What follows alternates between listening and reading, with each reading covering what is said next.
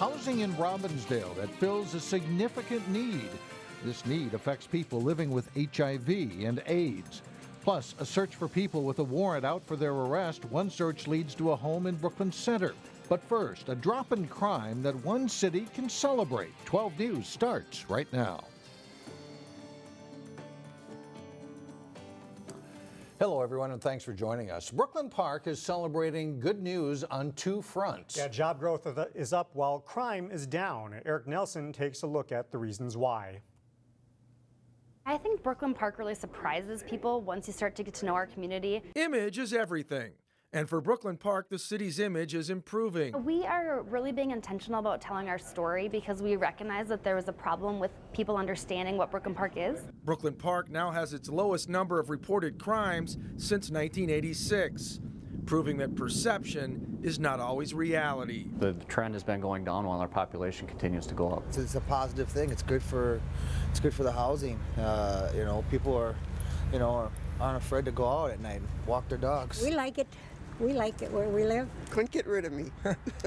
The city credits a community engagement initiative that began in 2009. We're much more proactive than we are reactive when it comes to issues in neighborhoods. Jerry, I'm Joe Hader with Brooklyn Park Police. That grassroots effort involved police and Brooklyn Park's many diverse neighborhoods. They're more comfortable in reaching out to us to report things that we can work on, whether that's a problem person, a problem property, a problem neighborhood, whatever the case might be. The plunging crime stats are good news for a city that has been typecast as crime-ridden. We had a really bad reputation. I kind of always just know Brooklyn Park as having a higher crime rate, I guess. Some residents were elated to hear that Brooklyn Park appears to be trending up. It's wonderful news because we plan to stay here, and so that's awesome. Things are working then with our community. I remember years ago when Oprah said it was the worst drug area in the United States. 1, 2, 3. Brooklyn Park's job growth rate has also jumped 17% from 2009 to 2014. We continue to see new businesses looking at Brooklyn Park as a place to locate. We have great access with the Highway 610 and then also with the discussions around a future LRT line. Brooklyn Park's rebranding slogan is unique, united, undiscovered. But if this city's image continues to get better, this suburb might get more discovered. In Brooklyn Park, I'm Eric Nelson, Channel 12 News. Brooklyn Park's population continues to grow. The city's population jumped from around 20,000 people 30 years ago to almost 79,000 today. A Brooklyn Park woman has been sentenced for her role in a large marijuana sales operation. A judge sentenced Tracy Chung to nearly 5 years in prison. Prosecutors say Chung and her boyfriend sold drugs out of a home on Morgan Circle. A neighbor alerted police about suspicious vehicles coming and going. That tip led to the seizure of nearly 250 pounds of marijuana and thousands of dollars in cash. The boyfriend, 36-year-old Sliam Prodfuang, is awaiting sentencing. He's expected to receive a more than 7-year prison sentence. A warrant sweep across Hennepin County led to arrests today, including one in Brooklyn Center. Today, the sheriff's office looked for dozens of people who have active arrest warrants related to violent crime and DWI. In Brooklyn Center, police found one man who is wanted for having a pistol without a permit and then discovered he had 4 more warrants. Even though the sheriff's office put out a warning ahead of the sweep, many people still don't expect a knock at the door. So far, everybody's been surprised. This last house, they knew he was there. He was actually hiding in the basement, but they're kind of evasive, and you could just tell by the body language. So once we went in and searched the house, we were able to find him in the basement. While the sheriff's office does sweeps like this twice a year, they point out they make arrests on outstanding warrants year-round. The closed Pilgrim Lane Elementary School in Plymouth may reopen as part of the Fair School. Superintendent Carlton Jenkins is recommending adding Fair School programs at Pilgrim Lane from kindergarten through 3rd grade eventually. The Fair School is a magnet arts school that currently serves grades 4 through 8 at a building in Crystal. A pre-K program may also move into Pilgrim Lane. It means early learning programs will stay together instead of being divided among 2 buildings. We cut down on the travel time of staff who would have had to be mobile if we would have separated the programs. It could have worked, but when we talk about maximizing, having a world-class experience, something to attract individuals and retain individuals in our community. We think this is the best program that we're going to put forth. And the school board is expected to vote on the proposal in 2 weeks. The city of Maple Grove could soon see 2 new housing developments. One project called the Enclave on Rush Creek would build 66 single-family homes in the far northern end of Maple Grove. The heavily wooded site is unique. It can only be accessed by traveling through Dayton, since Rush Creek isolates the property from the rest of Maple Grove. Another project called the Enclave at Dunlaven Woods would build 29 single-family homes in the northwest part of the city. Both projects still need city council approval. Well, today is World AIDS Day. And according to the Minnesota Department of Health, there were more than 300 new HIV cases in the state in the last year. That's a 2% increase. A new housing facility in Robbinsdale is helping people with HIV/AIDS to live a more comfortable life. Reporter Sonia Goins joins us live from Clare Terrace, where a grand opening celebration is taking place. Sonia? Hi, Mike and Delane. Things are just getting underway here at Clare Terrace. You can see the crowd is growing. There are people gathering in the room behind me. Lots of officials are on hand for the celebration. The mayor is here, along with other top Hennepin County leaders. They told me that Clare Terrace is badly needed. In fact, there was a wait list to get in here, even before the doors opened.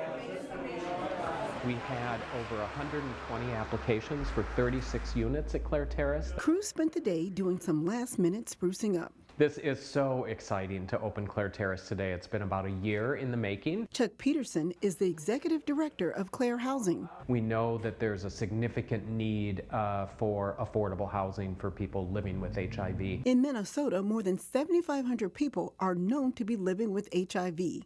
Many of those folks not only struggle with the disease, but they are also challenged to find affordable housing. We estimate there's anywhere from 300 to 500 people in the community who are unstably housed. They're living in shelters, couch hopping. The 36-unit studio apartments at Clare Terrace will help some of those folks to live more independently. We're trying to merge together housing and health care into a new model for folks, and we know that when people are stably housed, they're more likely to stay connected to their doctor. The 450 square foot units come with all the comforts of home. Each apartment comes furnished with a bed, a nightstand, table, and chair. Residents will also get a welcome packet, thanks to some local churches. We provided things like bedding, towels, dishes, pots and pans, silverware. Pastor Chris Belfi says this isn't a one-time gift. Her congregation plans to get to know their neighbors a little better. I think people misunderstand HIV/AIDS and are fearful and back away from it and are perhaps less welcoming than they ought to be. Now, Clare Terrace costs a little over $8 million. Now, residents are expected to start moving in on Wednesday. Live in Robbinsdale, Sonia Goins, 12 News. All right, looks good. Thank you, Sonia. Well, these are exciting times for a Maple Grove woman. Bridget Jacobs will compete in the Miss USA pageant. Bridget was named Miss Minnesota USA on Sunday night. She will compete in the Miss USA pageant next year. Last year, Bridget was second runner-up in the Minnesota pageant, so we want to wish congratulations to her. Well, coming up, a disease that affects more new moms than you might think. We tackle postpartum depression next. And then later in sports, we'll preview a Maple Grove girls basketball team that'll have a lot of new faces this winter. But first, from wet, sloppy snow to sunny, Wednesday starts a warm-up trend.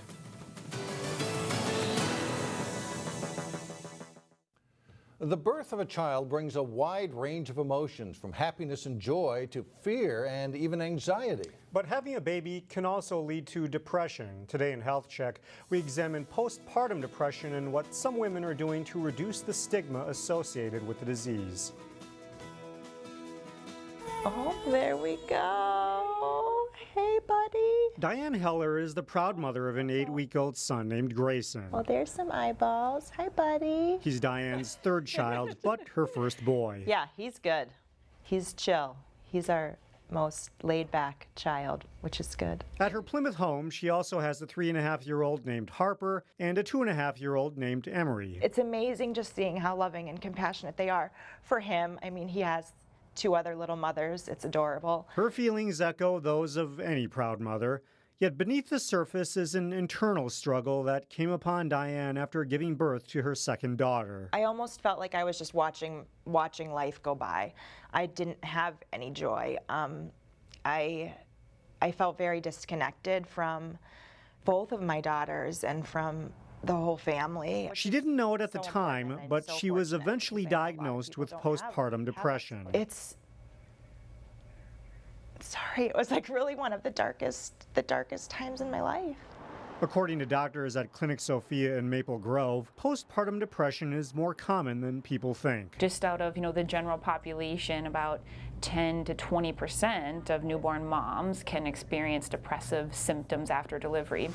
She says postpartum depression is defined as depressive-type symptoms that develop either a few weeks before or after delivery. The condition can last for about a year or longer and requires treatment. There's several different types of medication that women can be put on.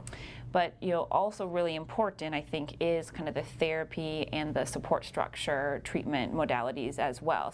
Which brings us back to Diane. I was struggling and I didn't say anything to anybody. Finding a support system was one of the key things that helped her overcome her depression. I don't think I would have been able to kind of take control of my life again if I didn't have a strong support system. Yet now that she has taken control, the joy of motherhood has returned to her life. I've really started to enjoy just those family times of watching them grow. Doctors say if you're struggling with postpartum depression, to reach out to a doctor, therapist, or support group. Look into the various treatment options and give yourself time and compassion for healing. Well, still ahead, a holiday light display where seeing is believing.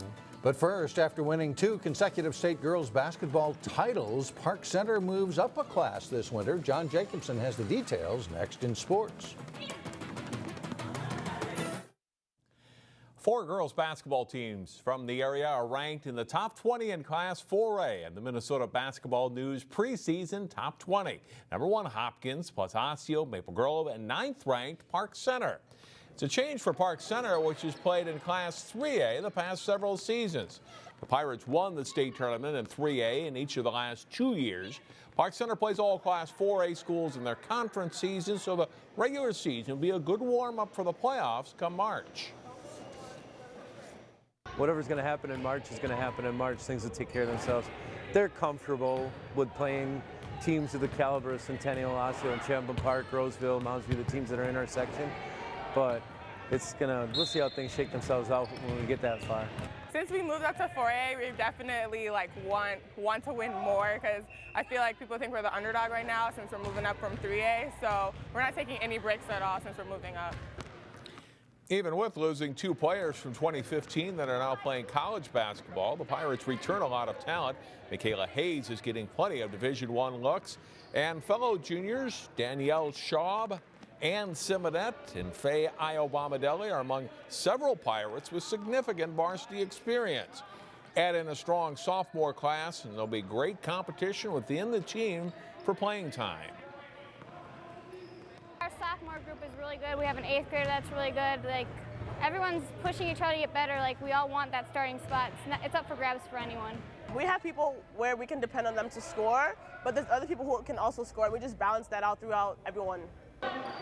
Park Center plays its first game of the season Friday night at Rogers and then plays 11th ranked St. Michael Albertville Saturday afternoon at 12:45 at the Breakdown Sports Tip-Off Classic.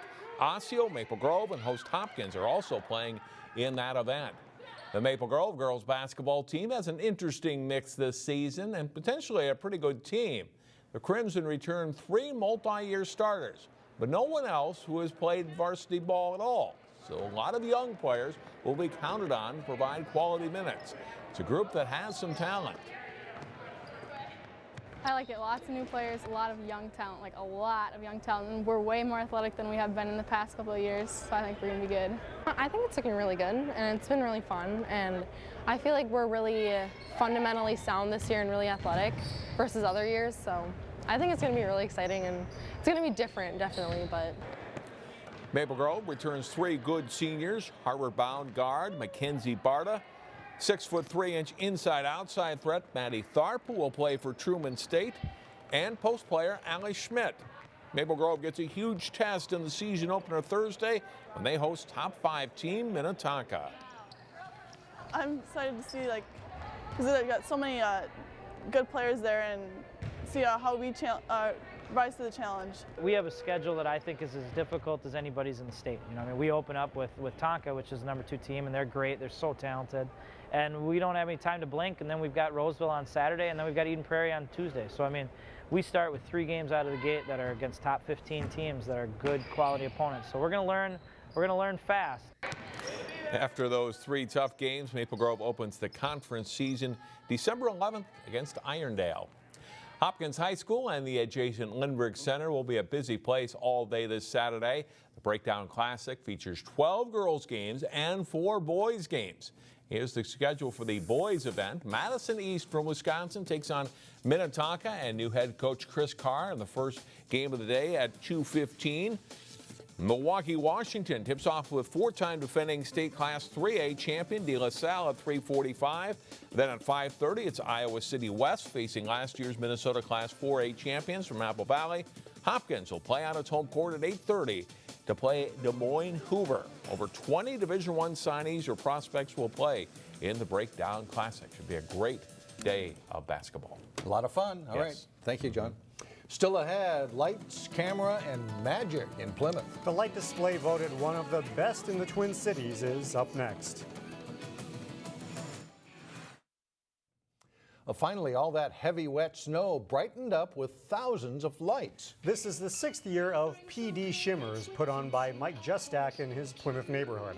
PD Shimmers raises awareness for Parkinson's disease.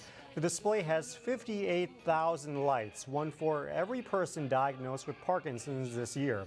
And this year, Mike, who has Parkinson's himself, decided to do something different.